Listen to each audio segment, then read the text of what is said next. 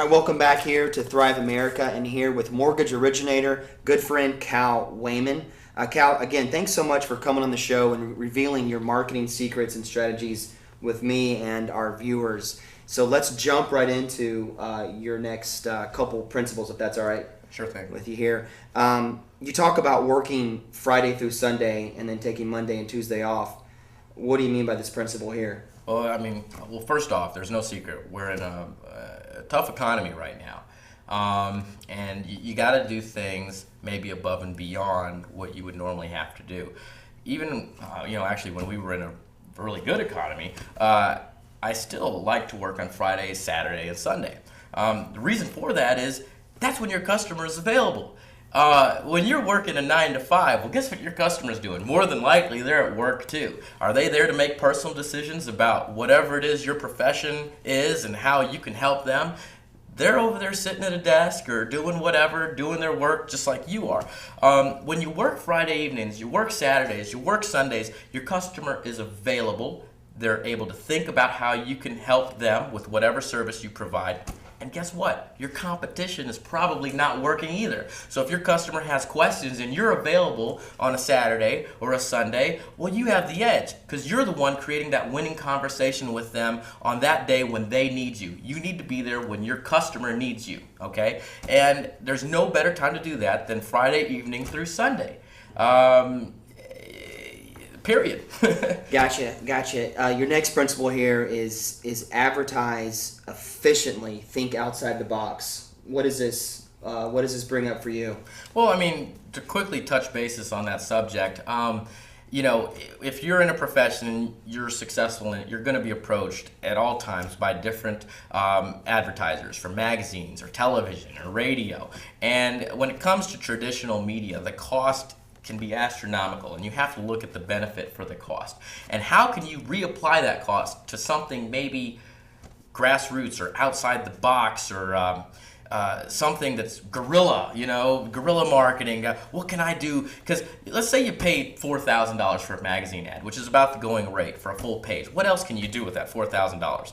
Well, you could probably create a series of different commercials on the internet, on YouTube, something entertaining that you could get thousands or hundreds of thousands or maybe millions of views, as opposed to just one magazine ad that maybe will touch a basis of around 70,000 people one time, And there's so many different avenues out there nowadays with the internet and with different things out there that sometimes you gotta not go the traditional route with advertising and spend that money in a more wise fashion. Again, my matchbooks, I paid $500 for 20,000, lasted for 2 years, and people were thinking of my name for 2 years. What would $500 get you on a television or a radio or a magazine campaign? Maybe 1/8 of a page for 1 month. So there's so many different avenues. Sometimes you just got to think, instead of, okay, here's a marketing opportunity, think, how can I create a marketing opportunity? And stick out from your competition by doing it. Awesome. And going into the next point here, and you talked already about the internet, but from your perspective, utilizing the powers of the internet, what can you share with us? How are you utilizing that industry or that tool? Well, start off with, I take every opportunity that I can to get on the internet, whether it's in a YouTube video or it's on a blog. Anything that I can do to just get in front of people, because everyone's on the internet. And prime example that I can share personally is actually the commercial that I did with you. It was kind of created as kind of a joke to just around town, and I actually did air it on TV. It was a farce of a sex hotline, okay, but it had to do with getting a mortgage. All right, it totally didn't. It was a total comedy farce, joke. Well, I put it on the YouTube. And it didn't cost me to put it on YouTube. What did television advertising get me? I did it for a whole season, and I barely got any calls from it. But on YouTube, it created a worldwide phenomenon. It became viral. I got calls from BBC. It was on CNBC. The LA Times wrote articles on it. And I got the same type of effect that a multi-million-dollar advertising campaign would get you. And all I had to do was utilize your services on one video and just put it on the internet. And it's still on the internet, and I'm not paying anything for it to be viewed, and hundreds of thousands, if not millions of people have seen it, because even despite the counter on YouTube, there's many different versions of it out there, and it was on CNBC for the whole nation to see, so I don't even know how many people have seen it, but I just know that it's gotten me exposure all the way to BBC, and I've heard stories from all types of people where even the video was on a college classroom video at a university in Michigan explaining the mortgage crisis in the United States. So you got to utilize the power of the internet. I mean, without a doubt, you can stay and focus on your newspaper ads, or you can adapt. And if you want to achieve, you need to adapt. And that's the way that the market's changing. Your next point here, Kal, is becoming slightly famous in your profession. What does that mean for you there? Well, I mean, what does it mean? You can be like everyone else and be, I guarantee you, whoever's watching this, and whatever their profession is, they have competition out there. Well, how are they going to stick out amongst their competition? They need to become slightly famous in their profession. It's as simple as that. If you're just behind the curtain there, or you're just there with everyone else, and you're just hoping that someone gets your thing on the yellow pages and just decides to use you because you're local and you're close, well, great. But that's not going to create any lasting business for you. Bottom line is, you need to always be thinking, I don't care what profession you're in, your main profession should be how to market yourself. I'm sorry, the dog in the background over there is a little bit distracting, but you need to stick out from your competition, and that's what I mean by becoming slightly famous in your profession.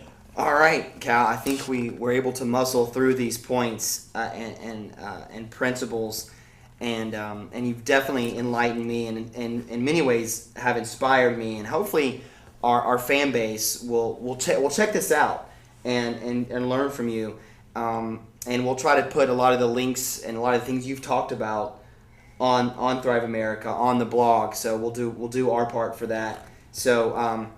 Kal, just thanks so much for coming on the show and again revealing these secrets and these strategies. If someone were to want to get in touch with you, do business with you, or just to talk to you further about some of the things you've shared with us today, what's a great workflow? What's a great way they can get in touch with you? Well, two ways. One, they can always go to my website. It's www.gotcal.com, like got milk, and that's Cal with a K. Or they can always call my number, which is 800-811-0424. Great. And with that, and our house dog barking, that's our cue to sign off. And we'll see you next time here on Thrive America. Sitting here thinking about what I learned most from Kal, a couple things come to mind. The first thing is, in the very first segment, Kal just got so worked up when he was reflecting about his biggest business mistake. And you could see in his eyes how much that hurt him. And he kind of, it looks like he wears it like a scar on his business persona.